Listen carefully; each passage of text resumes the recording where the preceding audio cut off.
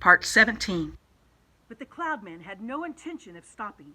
James could see them rushing about on the cloud like a lot of huge, hairy ghosts, picking up hailstones from the pile, dashing to the edge of the cloud, hurling the hailstones at the peach, dashing back again to get more. And then, when the pile of stones was all gone, they simply grabbed handfuls of cloud and made as many more as they wanted, and much bigger ones now, some of them as large as cannonballs. "Quickly!" cried James. "Down the tunnel, or we'll all be wiped out!" There was a rush for the tunnel entrance, and half a minute later, everybody was safely downstairs inside the Stone of the Peach, trembling with fright and listening to the noise of the hailstones as they came crashing against the side of the peach. "I'm a wreck," groaned the centipede. "I am wounded all over." "It serves you right," said the earthworm.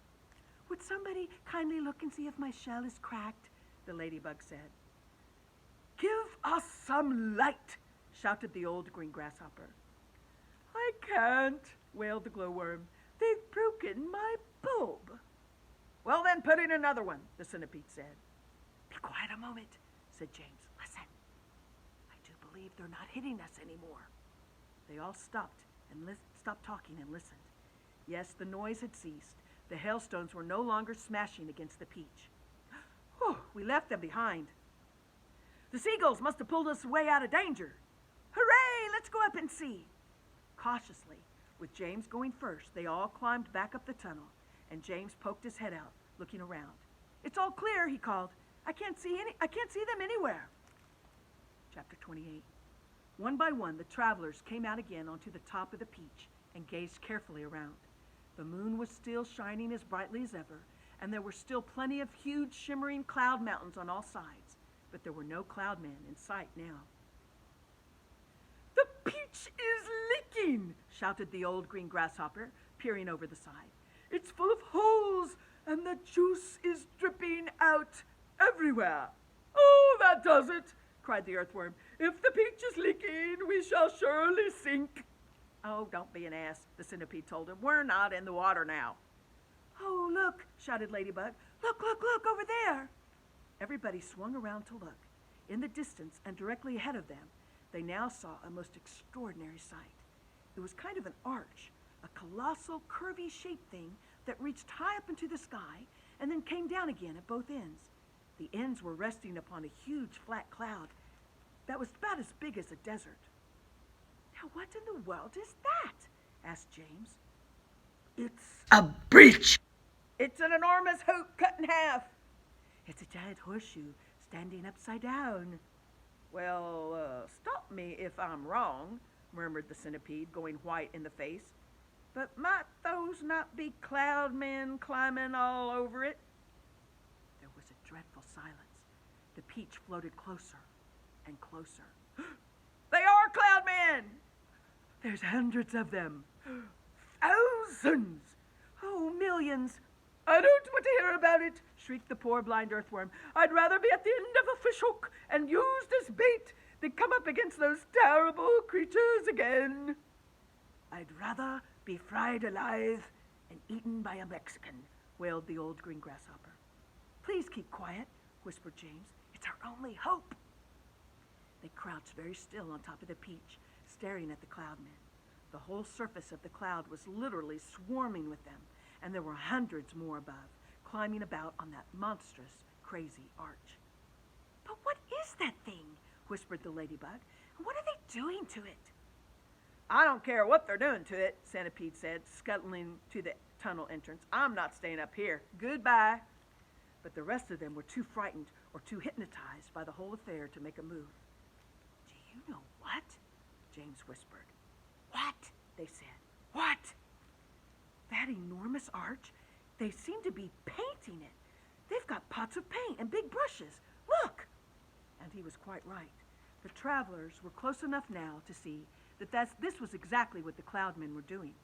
They all had huge brushes in their hands, and they were splashing the paint onto the great curvy arch in a frenzy of speed, so fast, in fact, that in a few minutes the whole of the arch became covered with the most glorious colors: reds, blues, greens, yellows, and purples. "It's a rainbow!" everyone said at once. "They're making a rainbow!"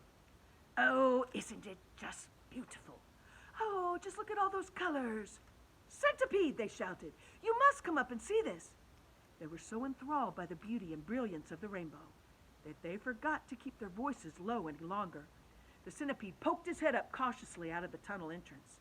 Well, well, well, he said. I've always wondered how those things were made. But why all the ropes? What are they doing with all those ropes? Good heavens, they're pushing it off the cloud, cried James. There it goes, look! They're lowering it down to the earth with ropes. Well, I'll tell you something else, Centipede said sharply. If I'm not greatly mistaken, we ourselves are going to bump right into it. Bless my soul, he's right, the old green grasshopper exclaimed. The rainbow was now dangling in the air below the cloud. The peach was also just below the level of the cloud, and it was heading directly towards the rainbow, traveling rather fast. Oh, we're lost, the centipede cried, wringing her feet. The end has come. Oh, I can't stand it, wailed the earthworm. Tell me what's happening. We're going to miss it, shouted the ladybug. No, we're not. Yes, we are. Yes, no, oh, my heavens. Hold on, everyone, James called out. And suddenly there was a tremendous thud as the peach went crashing into the top part of the rainbow. This was followed by an awful splintering noise as the enormous rainbow snapped right across the middle and became two separate pieces. The next thing that happened was extremely unfortunate. The ropes that the cloudmen had been using for lowering the rainbow got tangled up with the silk strings that went up from the peach to the seagulls. The peach was trapped.